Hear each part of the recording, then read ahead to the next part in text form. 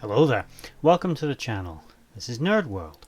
Today I'm looking at the Nietzschean Battlecruiser from Gene Roddenberry's Andromeda, the mainstay, the backbone of the Nietzschean Pride, the Nietzschean Armada, the Nietzschean Insurrection, however you want to look at it. This vessel turned up everywhere there was Nietzschean trouble. It was followed by one of these ships, or one of these ships was even the cause of it. Before we get started, if you like this video, you like this channel, please like, share, subscribe, comment down below. And with that said, let's get started on the Nietzschean Battlecruiser. Now, to start with, we don't actually know exactly what this vessel was called. The vessel had multiple variants produced by different Nietzschean prides, with some degree of specialization occasionally, but generally speaking they were more or less the same ship, roughly the same size, with only subtle variations in armament, crew complement, speed, exact tonnage, things like that. Generally speaking, they were an all-rounder vessel. Their inception was pre the Long Night, of course. These were the vessels the Nietzscheans built by the thousands to challenge the High Guard and the system's Commonwealth. The actual design of the ship was of a Nietzschean freighter or transport. This was done deliberately, as anyone observing the vessel would assume they were just transports and not realize just how heavily armed the vessels truly were. The earliest models of this, of course, were simply converted transports, converted to a wartime use, to a wartime variant, which was more heavily armed and armored than a traditional transport would be. By the time of the Andromeda's return, 300 years later, of course, the Nietzscheans were building these ships from scratch as combat vessels, but their origins as a transport was always prevalent in their design. These ships lacked truly strong hull strength, as well as they had no ablative armor or real reinforcement to their hull, so they relied on their speed and their maneuverability. Their main defense were point defense lasers, which were designed to shoot down missiles before they hit the vessel, preventing damage. The vessels, on occasion, again we're going into variant territory, would carry different types of magnetic propulsion weapons such as railguns and some gamma ray cannons, things of that nature, some light energy based weapons that were in some cases just as dangerous to the vessel as they were to the enemy. But most of these ships were armed with an unknown quantity or caliber of missiles, which again might vary from ship to ship, more specifically from pride to pride. Particularly wealthy prides such as the Dragokatsov would have the best of the best weapons. Slightly less powerful prides might have more conventional basic missile systems and not as much of the heavy weaponry of the bigger prides, but generally speaking they were capable of launching. It was capable of firing whatever weapon was available.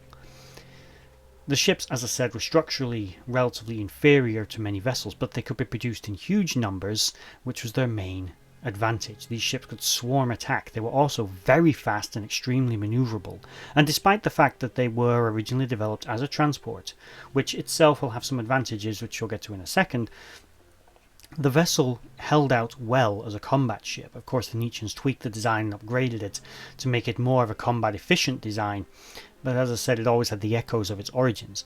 The way it was an advantage was the vessel also retained large troop carrying capacity, so the Nietzscheans were able to deploy and embark large numbers of troops or carry large numbers of prisoners or slaves on board these ships in addition to the main crew, meaning the vessel became a much more versatile platform for the era after the fall of the Commonwealth, which was one of the reasons the Nietzscheans were probably so successful.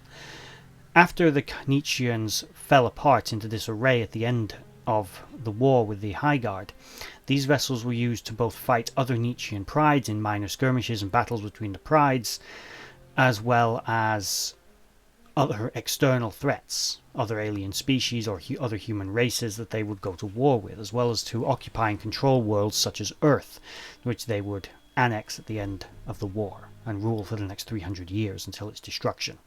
Spoilers there. Now, as I said, these vessels were ubiquitous. They were everywhere, but they were basically the Sherman tank of the future.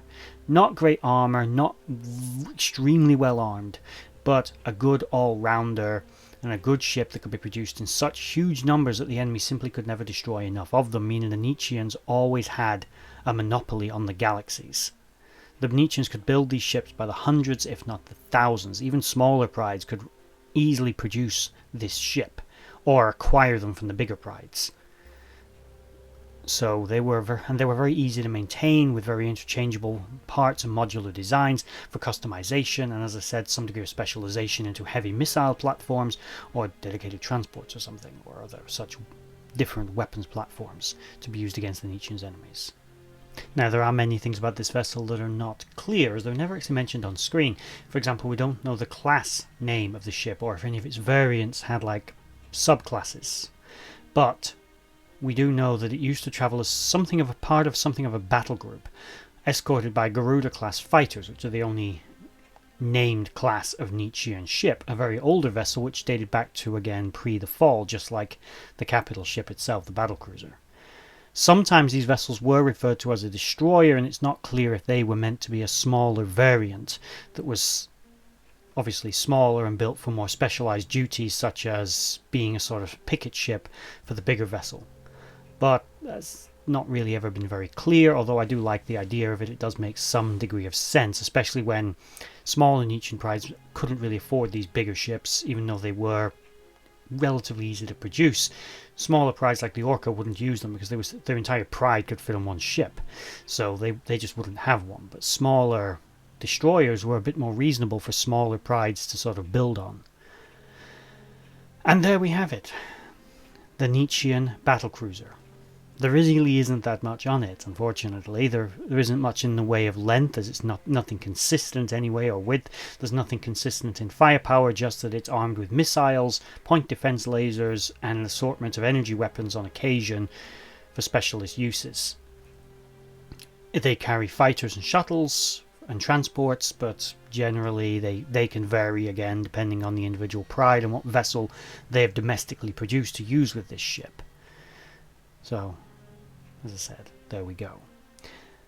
I personally love this ship with Nietzscheans. I like everything about the Nietzscheans, to be honest, from Andromeda, and I think they were massively underexplored, and these vessels were a continuing menace to the reforming of the Commonwealth and to the Andromeda Ascendant herself. What did everyone else think about them?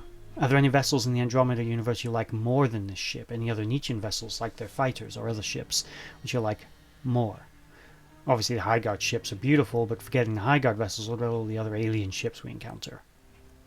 Let me know in the comments below, and I'll see you next time. Bye bye.